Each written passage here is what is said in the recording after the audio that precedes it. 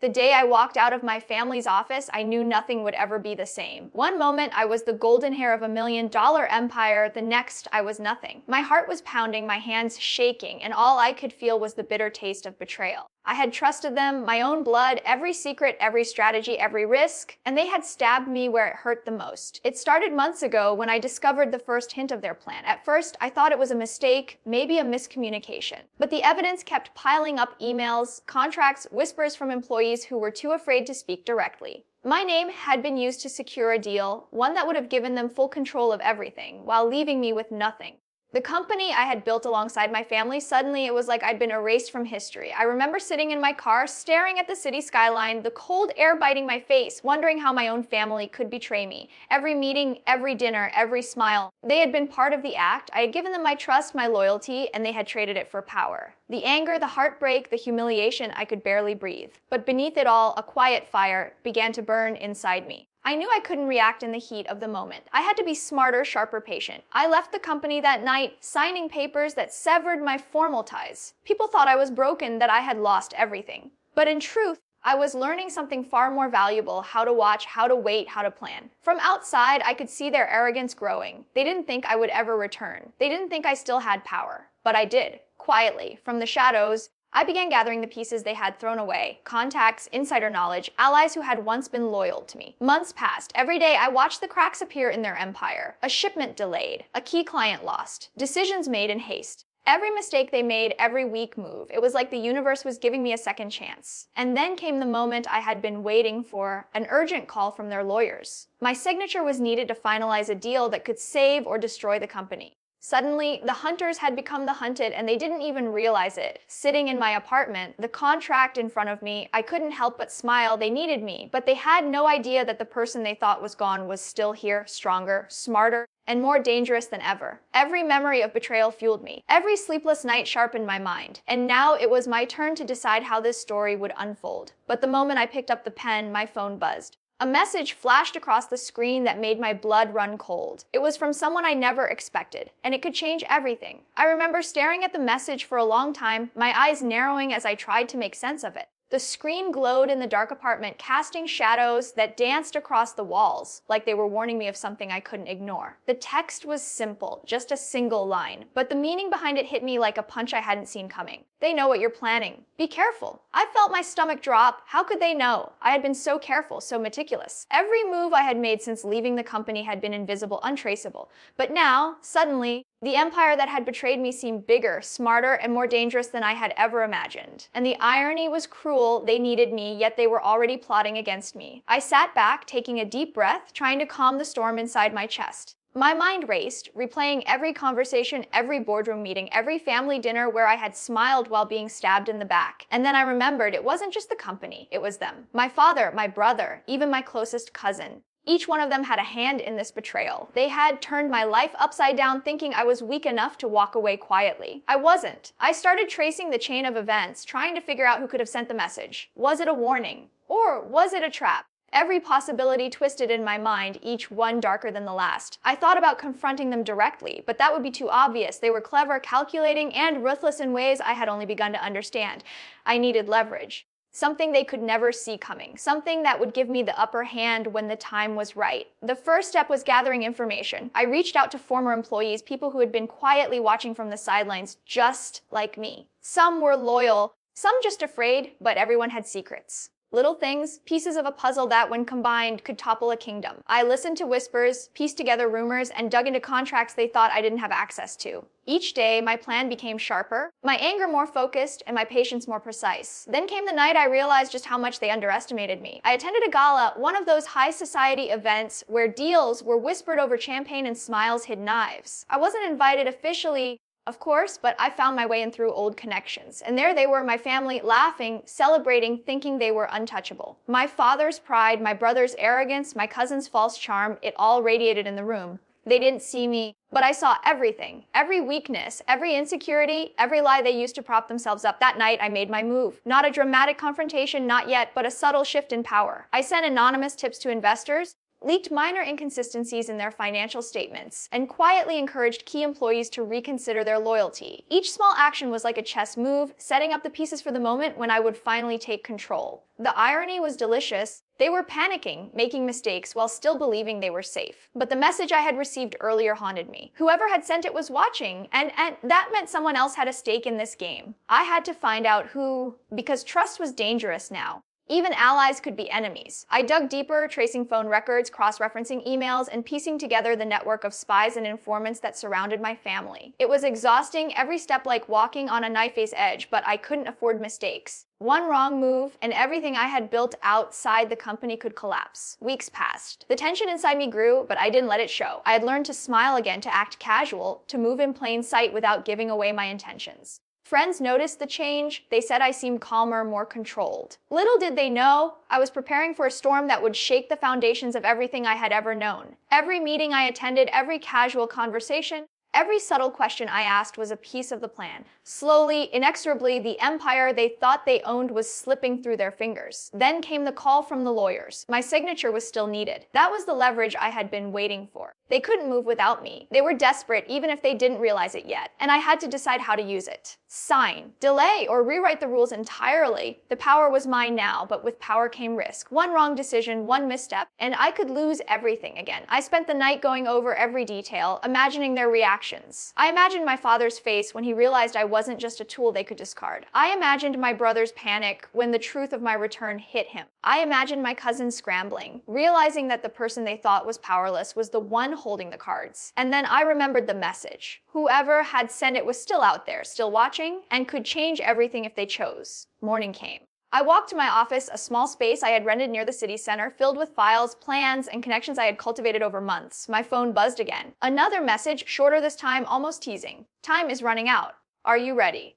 I paused, feeling a shiver run down my spine. The words weren't threatening exactly, but they were a warning. Someone knew I was about to act. Someone knew that my signature could change everything. My mind raced, weighing options, calculating risk. I could feel the weight of the decision pressing on me like a storm cloud ready to break. I picked up the contract, fingers trembling slightly, and stared at the pen. This was it. The moment where patience met opportunity. The moment where all the months of planning, watching and waiting could pay off or backfire. My family, who had thought me gone, who had betrayed me, who had underestimated me, were about to realize that I was no longer the person they had discarded. I was something else now, something they couldn't ignore, something they couldn't control. And then my phone buzzed again. A name I hadn't expected appeared on the screen, one that made my heart skip. Someone I thought was loyal, someone I had trusted more than anyone. The message that followed wasn't a warning this time. It was a revelation that could unravel everything, not just my plan, but the very foundation of the company they had fought to control. The text made me pause, sweat beading on my forehead. It was the kind of secret that could destroy lives, including mine, if used against me. And suddenly, the game had changed. The hunter could become the hunted, or the hunted could strike first. I sat there, staring at the words, feeling the tension twist tighter in my chest. The pen hovered over the paper. The empire waited, oblivious to the storm I was about to unleash. And somewhere hidden in the shadows, someone else held a card I hadn't yet seen, a card that could change everything. I knew one thing, for certain nothing would ever be the same, and the next move could decide who would survive and who would fall. The message glowed on my phone again, almost mocking me, as I realized that the moment of reckoning had arrived, but I still didn't know which direction it would take. I stared at the phone, unable to look away. The message glowed like a small, deadly warning in the darkroom. Every instinct screamed at me to act carefully, yet every part of me burned with the desire to strike back. I had waited months for this moment, and now that it was here, the tension was almost unbearable. The message didn't just warn me, it teased me, made me question every alley, every decision I had made, every move I had planned. I knew one thing for sure: my family thought I was powerless, a shadow in their grand empire. They didn't know that I had been building strength, connections, and knowledge quietly, invisibly. They didn't know that every misstep they had made, every arrogant decision, had been noticed and stored away like fuel for what was coming. But now, with this message, I realized someone else was in the game. Someone who might know my plans before I even make them. I spent the night pacing my apartment, analyzing every relationship, every trust I had placed in people, every conversation I had overheard. Slowly, the pieces began to fall into place. There was only one person who could have sent this, a person close to my family, someone with access, someone who had always stayed in the shadows. And the thought made my blood run cold. Could it be a family member? or someone I had considered loyal. The idea that there might be a double cross inside my already fractured family made my skin crawl. By morning, I had made a decision. I couldn't act recklessly. I needed information, clarity, and timing. One wrong move, and everything I had worked for, everything I had sacrificed could be destroyed. I packed my laptop, my files, everything I had collected over months, and headed to a quiet cafe across town. Out in public, I could observe without being noticed. I could think without pressure. I ordered a coffee, sat by the window, and opened my laptop. My eyes scanned the contracts, the emails, the financial reports I had pieced together. My plan was solid, meticulous, unstoppable, if executed perfectly. My family's empire had become sloppy in my absence. Their confidence had blinded them. Small errors in accounting, missed deadlines, ignored correspondence, they were cracks in the armor. And I had learned how to exploit cracks. I began drafting a list of moves. First, I needed to secure loyalty from key employees, people who had doubts, who had been disillusioned by my family's arrogance. I had already reached out discreetly to some of them, and the responses were promising. They were waiting for someone to lead, someone to trust, someone to believe in. I could be that person. I could show them a path to power and security, but only if I played my cards right. Next, I needed control over information. My family had always believed that knowledge was power, but they had underestimated how much I had learned in their absence. I had secrets they didn't even know I knew, financial irregularities, hidden deals, legal loopholes. I could use these not just as leverage, but as a way to manipulate decisions, force concessions, and bend the empire to my will. But the message still haunted me. Someone knew I was planning. I couldn't ignore that. I had to find out who it was before I made any decisive moves. The person sending these warnings could be an ally or a threat. They could tip off my family at the worst possible moment. And if they did, months of preparation could crumble in a heartbeat. I traced every lead I could think of. Old emails, phone records, even casual interactions that I had long forgotten. Slowly, patterns emerged. A name appeared more than once in the right context, someone I had trusted in the past, someone I had considered a friend. The realization hit me like a punch to the gut. A traitor hidden in plain sight, watching, waiting, and now sending me cryptic warnings. My hands shook as I dialed the number I had uncovered. The call connected, and a voice I hadn't heard in months answered, calm, composed, too calm. "I know you're planning something," the voice said without preamble, "but you need to be careful. They're not the only ones with eyes on you." I froze. The calmness of the voice, the knowledge, the certainty, it was unnerving. This person had power, influence, and access I hadn't anticipated. And suddenly, the game wasn't just about my family. It was about survival, strategy, and outmaneuvering someone who might know as much about me as I knew about them. "I'm not afraid," I said, trying to keep my voice steady. "I've survived worse, and I will finish what I started." There was silence on the other end, and then a slow, deliberate laugh. "We'll see," the voice said. "But remember, every move you make leaves a trace, and traces can be followed." The call ended, leaving me with a cold, creeping fear and a deeper determination. Whoever this person was, they were going to play a part in the reckoning. I had to anticipate their moves, predict their intentions, and use their presence to my advantage. I spent the next few days moving carefully. Meetings with old employees, discreet inquiries into family dealings, subtle nudges in financial channels. Every step I took was designed to reveal weaknesses without exposing myself. And slowly, my family began to show cracks under the pressure I'd created. Panic replaced arrogance. Arguments replaced cooperation. Decisions were rushed and sloppy. I watched, smiling quietly as their empire began to teeter. But just when I thought I had the advantage, another message arrived, this one more threatening, more precise. One wrong step and everything falls, including you.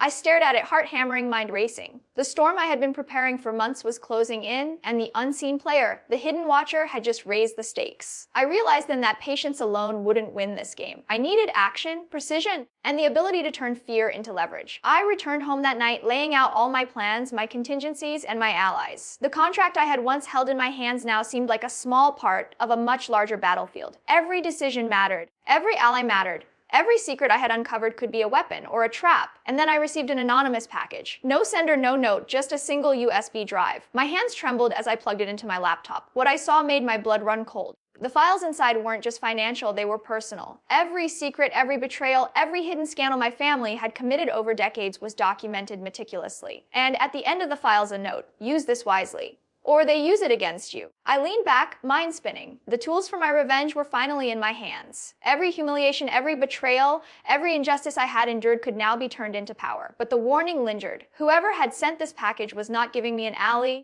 They were giving me a test, a challenge. And the wrong move could destroy everything, including me. I sat in the darkness, the glow of the laptop reflecting in my eyes, thinking of the moment when my family would finally realize that the person they had discarded was not just back, but unstoppable. And yet, somewhere in the shadows, the hidden player waited, watching, calculating, their intentions unreadable. The storm was coming, and when it broke, no one would walk away unchanged. The morning I decided to act, the city was quiet, almost too quiet. It felt like the world itself was holding its breath, waiting for the reckoning. I had everything in place now, the leverage, the knowledge, the allies, and the patience I had honed over months of betrayal and planning. But still, the warning messages haunted me. The unknown observer, the person who had sent the USB, the messages, they had one goal: to remind me that even power comes with risk. I walked into my family's office, not as the obedient heir or the naive child I once was, but as someone who had been reborn in fire and calculated every step carefully. Security barely glanced at me. They had grown used to my absence, assumed I had faded from the picture.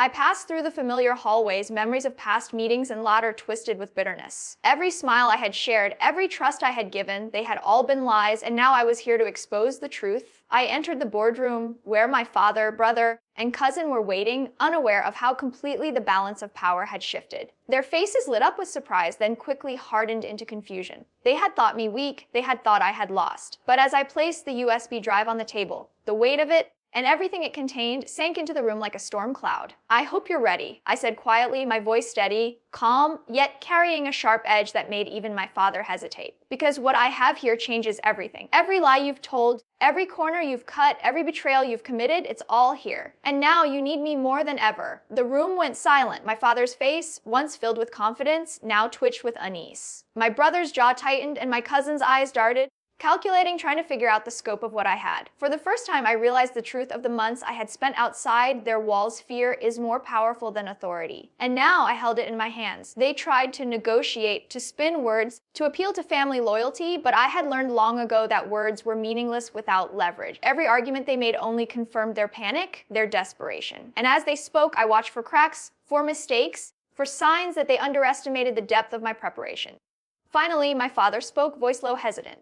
"Well, need your signature. Without it, the merger, the contracts, everything fails. We can't." I raised a hand, cutting him off. "And yet, you all thought I wouldn't return. You thought betrayal would silence me. But I didn't just survive. I observed, I learned, I built alliances. I found the weaknesses you left exposed." My eyes swept across the table, resting briefly on each of them. "And now you need me. The question is, how badly?" That's when the hidden player made their move. Another message flashed across my phone, subtle, almost casual, but unmistakable. "Do it carefully. One wrong move and all of you fall." I didn't flinch. In that instant, I understood the full scale of the game. This wasn't just about revenge. It was about control, about survival, about rewriting the rules of a system that had once discarded me. I leaned forward and began slowly, deliberately exposing the secrets I had unearthed. Every hidden contract, every misappropriated fund, every personal betrayal, they were all laid bare. The evidence was overwhelming, precise, undeniable. My father stammered, my brother's arrogance crumbled, my cousin's charm evaporated. And yet, they remained seated, trapped by the truth, unable to act without me. "Your empire, your control, it's fragile," I said softly,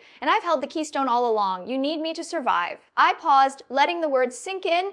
"So here's what's gonna happen. You sign.